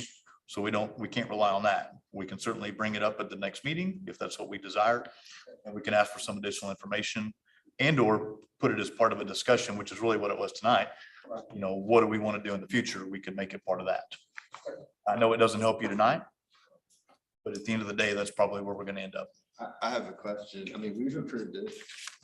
There's no section in the building code that ties back to the final plat. So in the building code, there's a section that lists building code adopts fire prevention code, international building code. There's a list of different codes that have been adopted Part of their. as part of the municipal code, but that's not something that we can access without a membership. It's just not something that I can search for online, so. I'm not asking for an answer right now. I know, I'm just saying that without Robbie being here to be able to answer these questions, it's not something we can answer. And frankly, we've had some code interpretations from Robbie that were incorrect before. So I think that we've approved it. This is my stance on it. We've approved it. If there's nothing in the building code that specifically states final plat approval, I don't know where the holdup is. I know it's very atypical. It's not something we've done before. And again, that's a conversation for a different time on if this is something we want to do or not. And that's right. So I don't know how this gets resolved for you, but I'm not sure that we can resolve it for you. Because in my mind, it's been approved other than the fact that the narrative wasn't there and not everybody understood that it was getting built prior to the final plat. Right? Correct. And my defense, I'm sorry you didn't get it. I mean, I assumed that you would have that prior to you, but the day I showed up, we talked about it. I still don't know that it helps the code situation. I understand. So I'm going to recommend we at least put it on for discussion for the next meeting. Just so that you know that we'll put it on there. If for whatever reason we decide to take it off, we'll communicate that as well. But I would say let's put it on the agenda for discussion next time. Most of the discussion will be around, do we want as a commission to allow that to be in the future? And then any other documentation that may help us clarify, mostly from the building codes, I would say. And I don't know, Paul, if there's anything else from fire, but certainly we want to make sure that we respect, anything that you have to do as well. Sorry, Paul, I can't hear you. Sorry. Let's listen to what Paul's saying. So a lot of the concerns we have, and this is outside my realm. This is Robbie's department. I'm just giving my 10,000 foot view from it. I don't really do a whole lot with residential. All of this is pulled out of the residential code. It's actually not the building code. Single family, they get pulled out of the residential code. I don't know the residential code hardly at all. There's very, very little that I know on it. So I don't feel comfortable speaking to what's going on. I have a few issues, but I don't think what I would normally have applies in this one. Because I think so during construction, one of my main concerns is access. Where's my closest water? I don't know where any of that is. I haven't looked at any of that. Whenever it initially came up, I didn't know you were building this before the subdivision was final platted. Otherwise, I would have voiced those concerns at that time. And that may be on me. I may not have looked at all the conditional use stuff because most of conditional use stuff doesn't involve me. So that's just where I'm at. I'll just interject real quick, is that what I found is that the application was submitted and that was sent out, but the letter came from Mr. Edwards like a week before the meeting. So it wasn't, I didn't find that it came with the application. Did you submit it with the, and I don't know, I'm just looking at dates on. My communications at that point were through Eric. Nystrom. like a week before the meeting? I believe And that's not with correct. the application. That's correct. And the application doesn't state anything about needing to build Eric was prior. pretty persistent of making sure I got him a narrative before he submitted anything. So he was like, yeah, make sure you. It went out without the narrative too. So that's. So there's a fire hydrant right across the street, but, and so my understanding for you, same thing, but during construction, and this is what code may be. I don't think you would treat a new construction build any differently than you would any other subdivision with a house being built. Like I said, this is residential. I mean, I'm not trying to skirt your question. It's just, I don't have anything to stand on because I don't know the code. I don't deal with, there's very little in the residential code I actually deal with.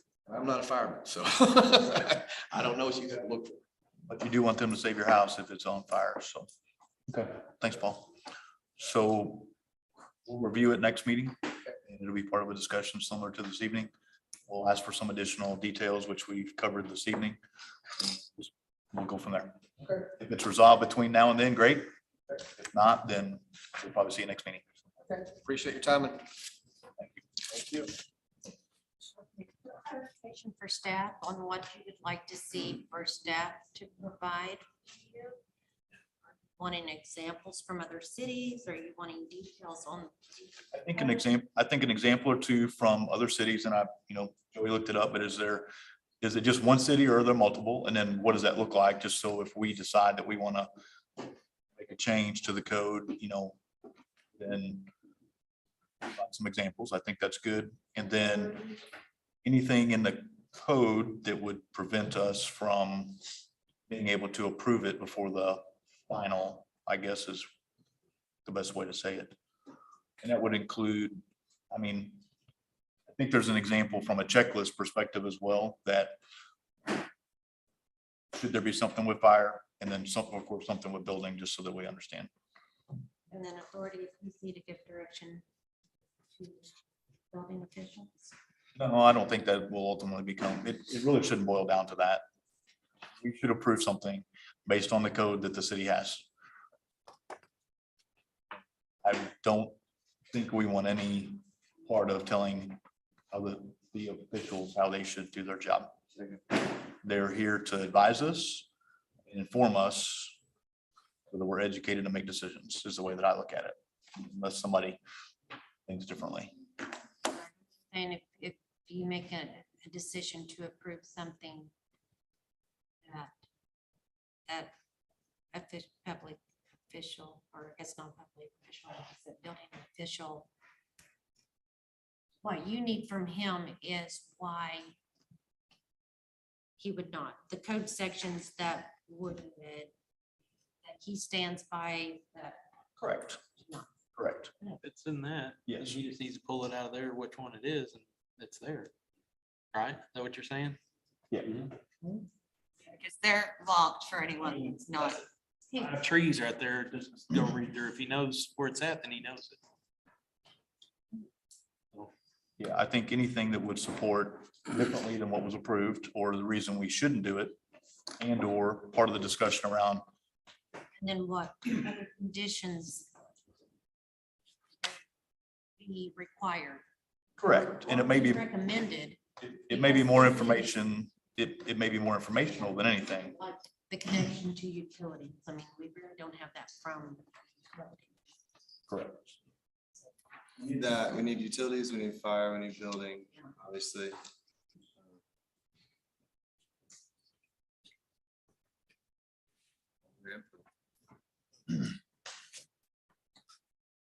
Not printed out, just one, whatever. Yeah, we don't want the whole thing. We don't want the book. Brian would, because he gets paid by the page, but we don't want the book. All right. Thank you for the discussion. Next on the agenda is R3 multifamily and R4 multifamily. 14.04.05, the facade discussion.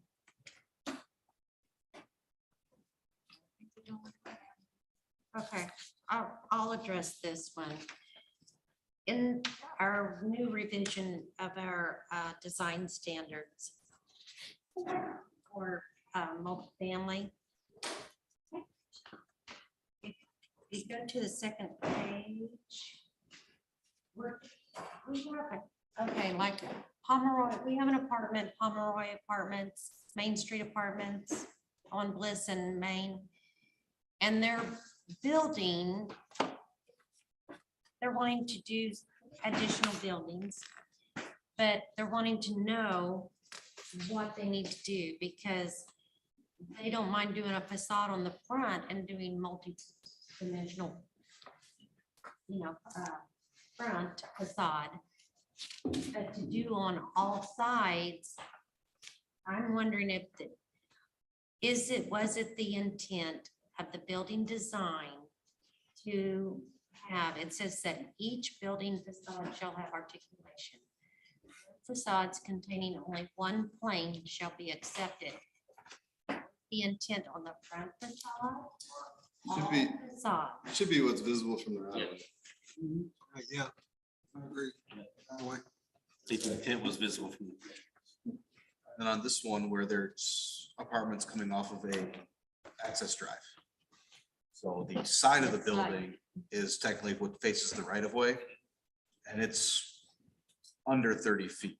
This we just saw was for 2, 3, and 4 units. Once you get to 5 units or more, there's more, in other parts of the code where they actually say no side can be greater, or no single plane can be greater than 30 feet. So it's kind of, does it differ between 4 and 5? Is it, like I said, what can we see from the right of way, or is it the front doors, or is it all 4 sides? I would say the facing side to the right of way. To the right of way, so Like, so if you got an intersecting street, then you'd have 2 facades. what if you have the one street, that's just the side of the building and a parking lot and apartments? Would still be the apartment, the front door side, correct? You want Okay, like along Main Street, the building, the side of the building off of Main Street is what you would see. There's an access drive, and so the front of the building is facing that access drive. But if you drive further, can you see that from the right of way? I understand what you're saying. I would think at that point it would be a front door. I mean, because if you got an access drive, that's really not what I consider a main road. That's actually just an access drive to the facility. So the front door, I don't think would be facing. the front doors are all facing that parking lot. So which side do you want is that rule? And again, is it then any length or is it held to that 30-foot length? There is separate requirements in the Contour code about having clearly defined entrances. So that might fall under more of that spectrum. If there's like an access side with, you know, this is your entry, but this is the street facing side.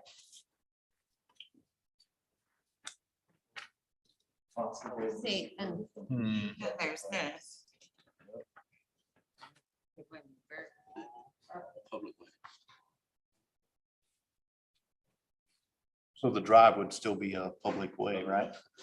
No. Right? No, not a private drive. Unless it's the private. drive. Oh. Access road. What if it's the act, is it, The access road is. okay, maybe Private drive. we because should. you're considering a part of the parking lot? Yeah. Yeah.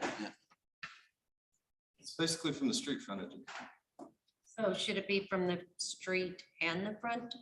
What is considered the front of the building? So I Just think the public the right. intent's just the public Just what the public can way, see. Yeah. public right of way.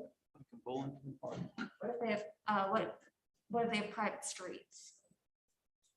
Private streets. Public or private street frontage? You know, private streets, we really don't have any jurisdiction. I mean, we don't maintain them. We're not.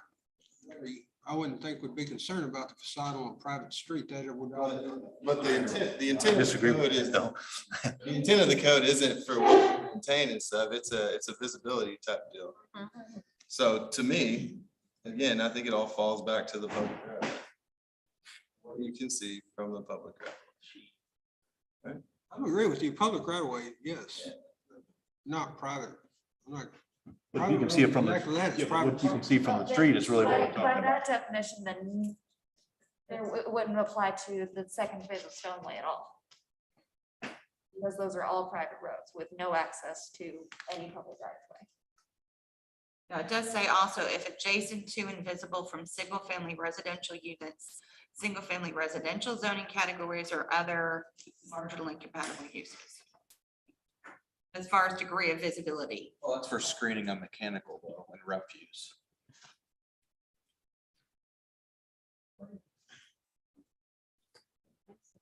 That's what she was looking at there, You're looking at, A10.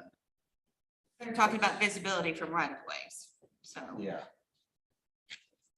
Yeah, but I don't think we care about private versus public. I think it's whatever can be seen. okay, can we go to the wall articulation section, on page 215?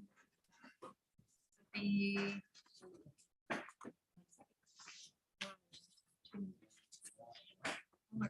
I got it. 7. Okay. So this is in the section of 5 or more units. This would be our apartments, right?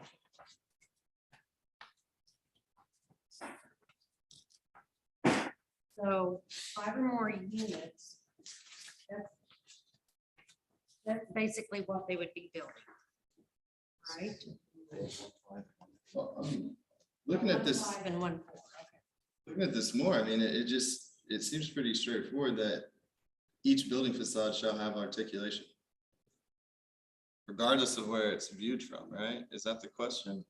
That is the question. Is this on all sides or mainly the? I think there's other stuff down here that touches on how it's viewed, the visibility part, but yeah, I think Is that what we want to require? I Or don't think it's out of the norm. Were they having an interpretation issue or were they? no, they're looking at, okay, the front facade, nice, but the back, they don't see the need to make all the different facades. But it's, The facade or the articulation? The articulations. Their articulation. yeah. We're talking, we're talking about a couple of different things here. The articulation of the facade.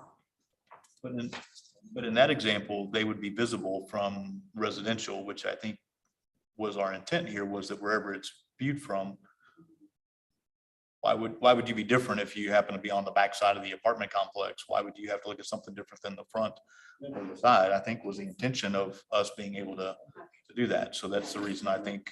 It is the residential compatibility. Correct. Okay. All right, that's what we need to know. So, well, the next question I had when we were talking about is breaks it down fairly well for the 5 units. I don't know the page numbers out, but for the 4 units, It was, it doesn't break down to the length and everything else.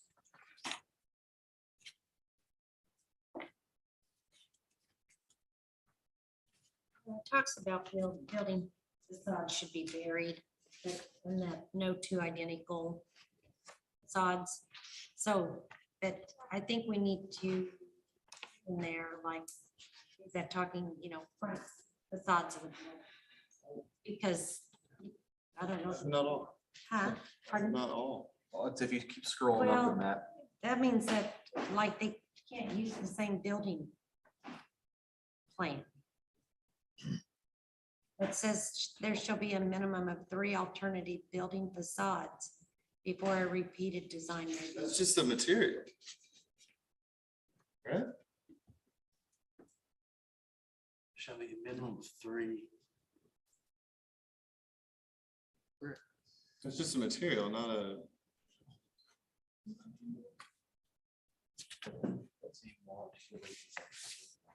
Yeah, it's I'm at at the- it's at the A3. beginning. Okay, if you go to 211, first we start here, each building facade shall have articulation. facade containing only one plane shall be accepted. And this is on each building, all facades. I don't think we've made any exceptions. Okay.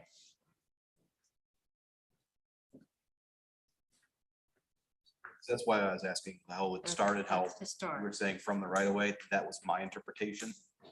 But they didn't want to do it and then have it go in front of you guys and be like, that's not what you guys were expecting. I'm interpreting it. I think so. So, all right, so all four sides, not one plain face.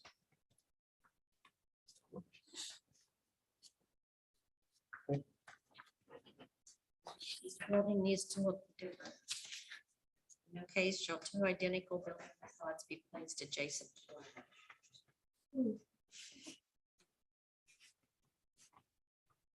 So apartment buildings cannot look the same. I think that was the discussion. I mean, I think we wanted the variation in them.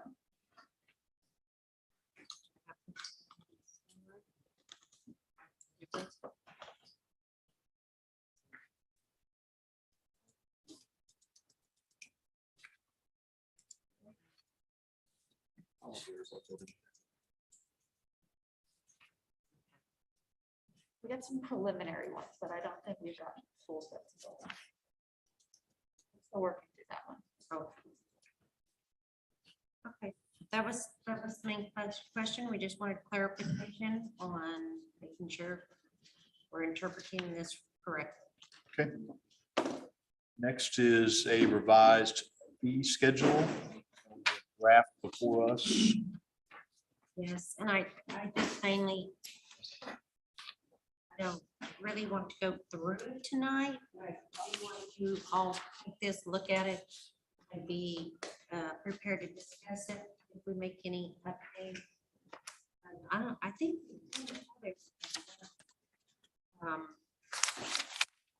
I added some notes on some of the cities.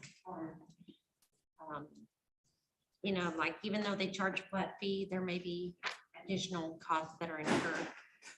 So I don't know what is the agenda fairly light?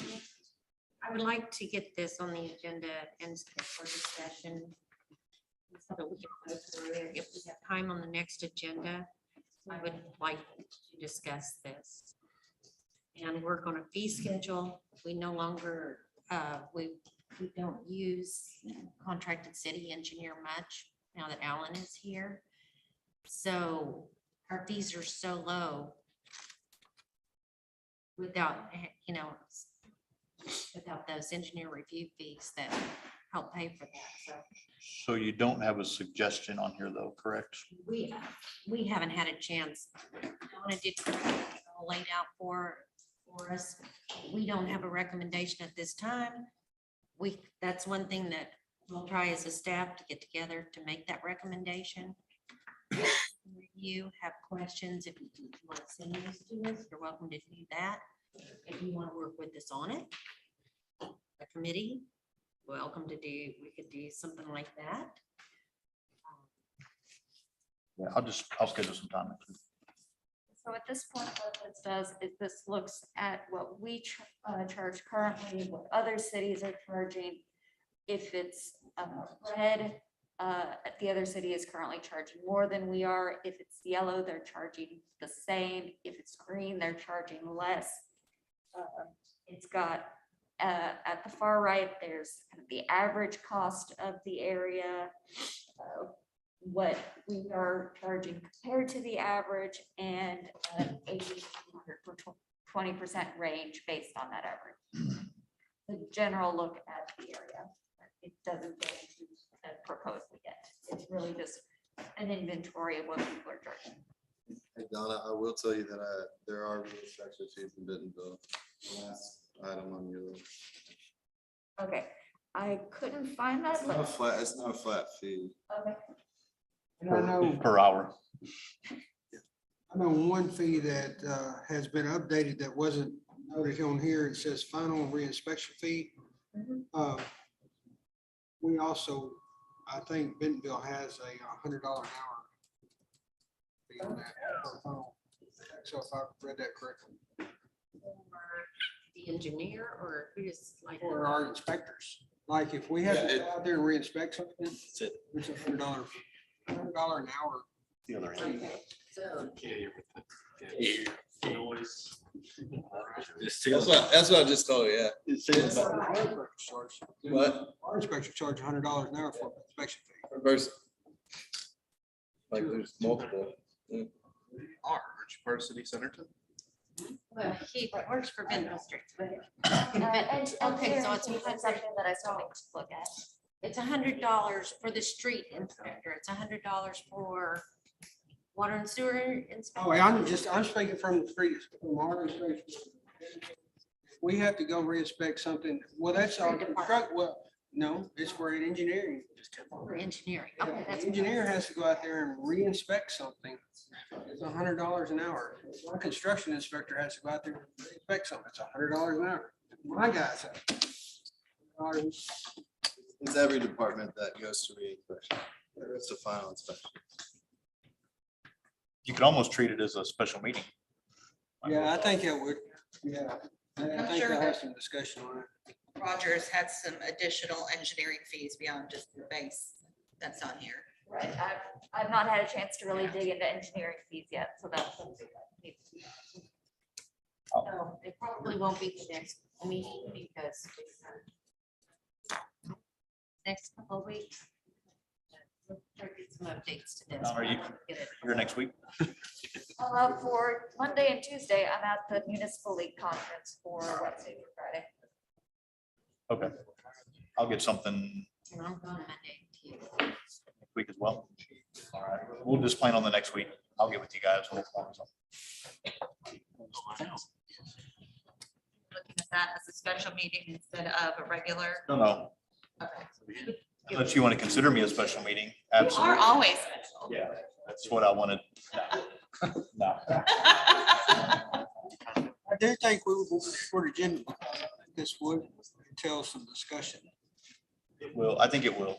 But who knows what the agenda, I mean, a small agenda could be a long meeting though. That's the only, so That's true. we'll take a look at them.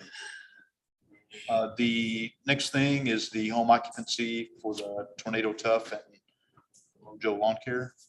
We're gonna move that, aren't we? Yeah, we've been, I just wanted to let everyone know, I know that I told you, Bill and Mr. I forgot how to pronounce his last name appropriately. He also knew that it was being moved till 21st to give the property owner slash business owner the opportunity to. They were not available, so this is the discussion that we had at the end of the meeting last time. So it'll move to the next one. Because it's under other business, we don't need to do anything. Do we? We don't need to table I'll it. let you know. Under other business. All right. F is the PC iPads and meeting packets. We are now printing again all packets for everyone. And everyone was issued an iPad, or almost everyone unless you had your own. Can we start using those again so we don't kill so many trees? And it really takes a lot of time to make these packets. Is there anyone that's having issues with their iPads? I just need a packet for myself. That's Yes, understandable. there are You as the there are chair. few that need Legal. packets. Legal needs a packet. Yeah. Packets of the. You charging him back for the paper? Just asking. I don't see the bill, or I would do it. I'm just saying. Does everybody, John said he doesn't have an iPad. Does everybody have an iPad? Oh, I got one. Tony, you got one? City issued for them, yeah. John? Is there anyone that doesn't need a paper packet other than myself? I would just like an agenda, just like the.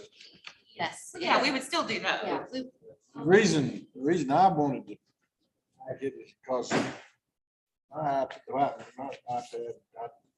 don't know whether it always works correctly or not. Is yours a city or is it In the yours? city, Yeah. city issue. Can you just bring it in and let's, Well, I brought it in to one of the ladies and they seemed to think that was okay.